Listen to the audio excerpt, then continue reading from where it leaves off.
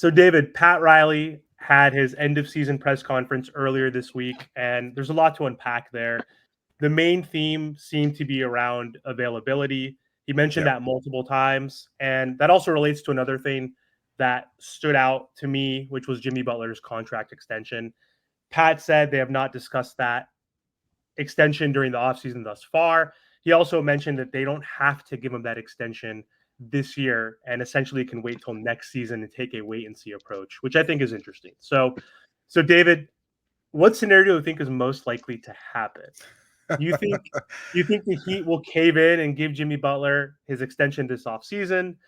Or do you think the Heat will wait until next season to offer that extension, like Pat said, is possibly an occurrence that can happen, which could, in theory, piss off Jimmy Butler and hypothetically cause him to not pick up his player option and leave the Miami Heat, essentially?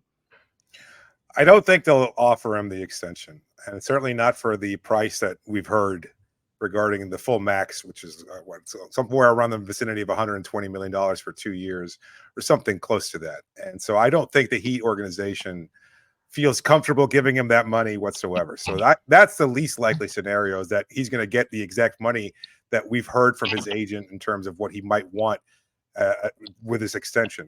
Other than that, I think their preference would be the wait and see approach. That they know, or they can make some kind of promise to him saying, look, we'll take care of you, but you've got to show us a little bit more than you did during this past regular season. As you pointed out, the availability factor is such an important one for this front office. They want to make sure that he plays more consistently, not just that he shows up, but that he's also engaged during these games, because there were a number of games where it didn't look like Jimmy was much of a factor and didn't seem like he was the kind of, changing the tide the way that he does during the postseason, the way that we've seen him in years past. Like he's getting up there in age, obviously, and he's no longer the productive player he once was. But even still, when he was out on the floor, he just didn't seem like he was affecting the game and impacting it to the same degree that he once had.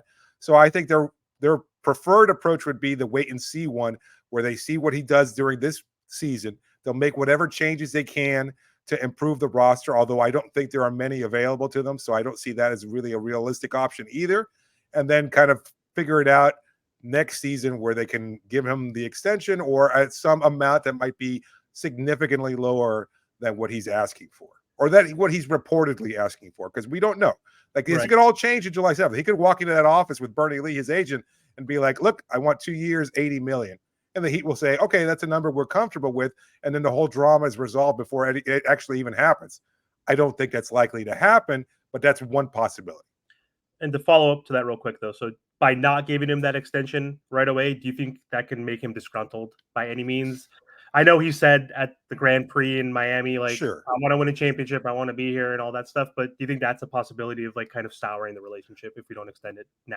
I don't know. I'm not sure I can figure out Jimmy, and I don't think anybody can really. Like he's been such an enigma from day one. And, we all have heard the stories about what he was like in Philadelphia and Minnesota, and certainly in Chicago. And the idea that he came to Miami, and a lot of people perceived him as this great locker room cancer that was impossible to work with, and nobody wanted to be his teammate, and he burnt bridges everywhere he goes. And then for 5 years, he's been mostly a model citizen, at least publicly. I've heard some things behind the scenes, but that's a whole other conversation. But as far as, whether or not he's going to make a big stink about it and be like, oh, pay me my money, I don't think that's who he is now either. I think he appreciates what this front office has done. I think he loves the team. I think he loves his teammates for the most part.